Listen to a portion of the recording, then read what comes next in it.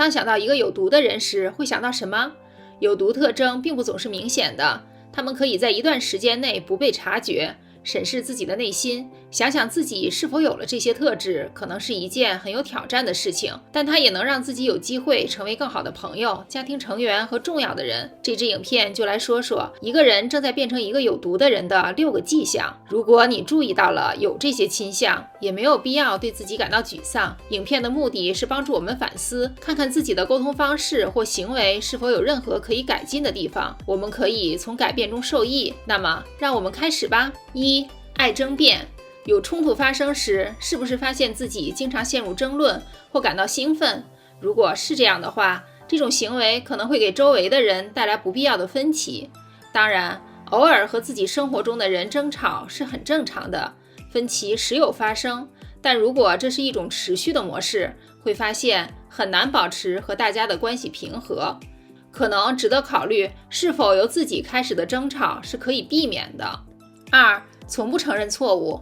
我们都会犯错，有时甚至会无意中伤害别人，但在这些失误之后，我们的行为方式会对我们的关系产生巨大的影响。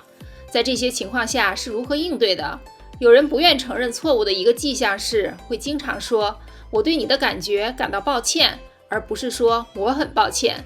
当把事情搞砸了的时候，可能倾向于把责任转移到别人或其他事情上，而不是承担责任和道歉。避免这种不良行为的一个方法是，在自己变得防御性之前，先倾听别人的担忧，然后专注于解决手头的问题，而不是判断是不是正确。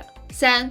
似乎无法避免激动。如果发现自己总爱激动，无论是在工作的时候，还是在学校里，或是在个人生活中，自我反思并问问自己，为什么其他人都是错的？这是有帮助的，或者是不是可以改变一些事情来维持更平和的关系？有些人和我们性格不同，就是合不来，但也可能有不同的原因。比如，激动是不是会让自己觉得自己很重要，因为注意力都集中到自己身上了，这会让自己开心吗？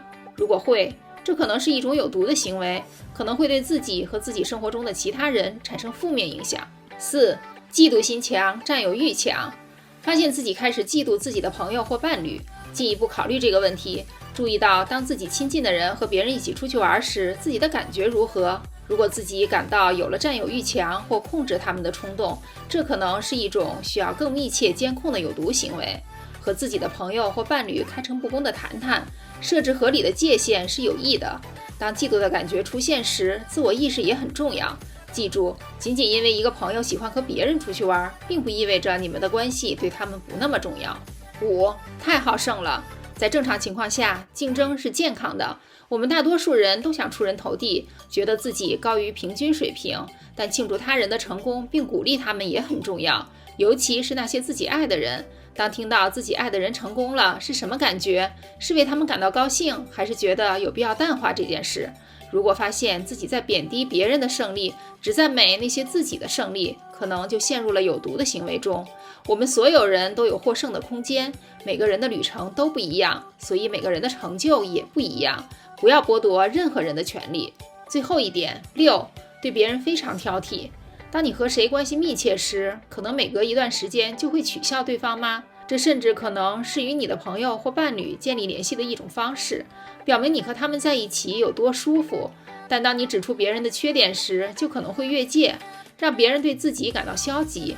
有时这样做弊大于利。这些批评并不一定是一本正经的，嘲笑别人或用不尊重的语气说话，不管它是不是讽刺，都可能是一种有毒的沟通方式。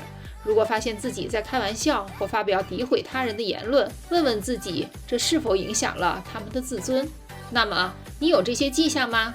如果看完了这支影片，花点时间欣赏一下自己，因为刚刚了解了更多关于有毒性格的知识，并考虑一下自己可以在哪些方面改善自己的人际关系，这本身就是一种成就。不管是否认同自己身上的这些特质，记住，每个人都有提升的空间。